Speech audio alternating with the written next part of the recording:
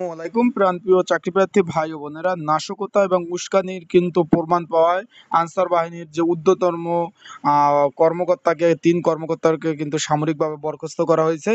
সেই বিষয়ে আজকে এই ভিডিওতে জানিয়ে দেবো যে কি জন্য বরখাস্ত করা হলো এবং কি কি উস্কানির প্রমাণ পেয়েছে এবং আনসার বাহিনীদের সর্বশেষ পরিস্থিতি, সকল বিষয় নিয়ে কিন্তু আজকে এই ভিডিওতে আলোচনা করা হবে। তাই ভিডিওটা শুরু থেকে শেষ পর্যন্ত দেখার চেষ্টা করবেন।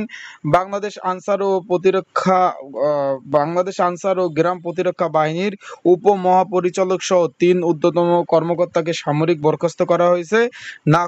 নাশকতামূলক কর্মকাণ্ডের অভিযোগে শাস্তিমূলক ব্যবস্থা করা হয়েছে। মানে নাশকতামূলক যে কর্মকাণ্ড, এর অভিযুক্ত হয়ে কিন্তু আনসার বাহিনীর যে উপমহাপরিচালক সহ তিন ঊর্ধ্বতন কর্মকর্তাকে বরখাস্ত কিন্তু করা হয়েছে।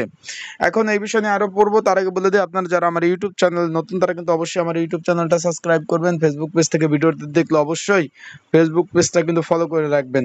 চলুন ভিডিওটা শুরু করি। বুধবার 28 সেপ্টেম্বর আজকে কিন্তু স্বরাষ্ট্র মন্ত্রণালয় জননিরাপত্তা বিভাগের আনসার শাখায় 1 থেকে জারি করা সিনিয়র সচিব ডক্টর মোহাম্মদ আব্দুল মোমেন স্বাক্ষরিত পৃথক পৃথক 3টি প্রজ্ঞাপনে এ তথ্য জানানো হয়েছে। সামরিক বরখাস্ত হওয়া 3 কর্মকর্তা হলেন বরিশাল রেঞ্জের উপমহাপরিচালক মোহাম্মদ ফারুক আলম, শ্রীমঙ্গল কাশিমপুর 24 আনসার ব্যাটালিয়নের পরিচালক মোহাম্মদ মেহেদী হাসান এবং কাপ্তাই শিলচরি 35 আনসার পরিচালক সৈয়দ ইফতেখার আলী।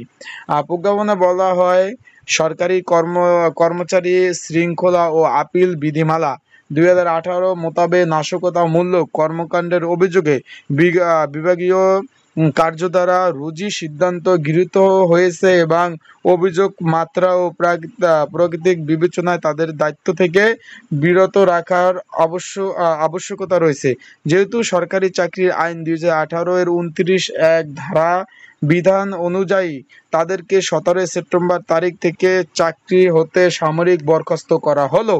প্রজ্ঞাপনে আরও বলা হয়, সামরিক বরখাস্তকালীন বাংলাদেশ আনসার ও গ্রাম প্রতিরক্ষা বাহিনী বরিশাল রেঞ্জের উপপরিচালক মোহাম্মদ ফারুক আলম, ময়মনসিংহ রেঞ্জে যুক্ত শ্রীমঙ্গল এবং কালামপুর 24 যে আনসার ব্যাটালিয়নের পরিচালক মোহাম্মদ মেহেদী হাসান, চট্টগ্রাম রেঞ্জের সংযুক্ত এবং কাপ্তাই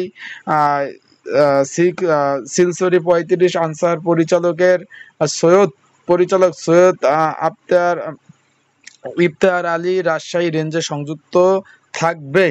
এখন এটা বোধহয় বলা হয়েছে যে তাদের বিরুদ্ধে কিন্তু মানে গুরুতর অপরাধ পেয়েছে। গুরুতর অপরাধ পাওয়ার কারণে তাদেরকে সামরিকভাবে বরখাস্ত হয়েছে। তারা কিন্তু রেঞ্জে থাকবে, কোথাও কিন্তু তারা যেতে পারবে না, সেটা কিন্তু অলরেডি বলে দিয়েছে। আর আনসার বাহিনী যারা কারাগারে আছে, তাদের অবস্থা এখনো, তাদের কারাগারে আছে, তাদেরকে কিন্তু এখনো জামিনের কোনো ধরনের ব্যবস্থা করেনি। আশা করি ভালো আছেন, ভালো থাকেন, সুস্থ থাকেন। আসসালামু আলাইকুম।